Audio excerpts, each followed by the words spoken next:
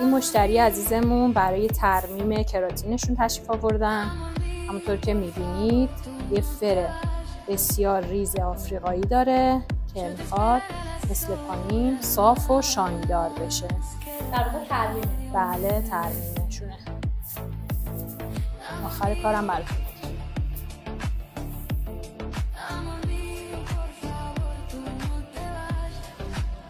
بعد از 6 ساعت کار روی این موی ترمیم کراتین، همونطور که می‌بینید با اینکه مفلوسه ولی کاملا صاف شده.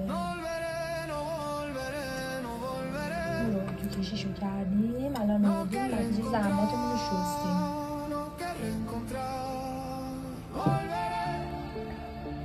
خب اینم پایان کار مشتری عزیزمون که اون حجم از فر توفو کاملا صاف کردیم، الان شستیم و فقط با باد سشوار خوش کردیم. اینم انتهاش که موی رواشکی و فرا خیلی زیبایی داره. مبارک باشه.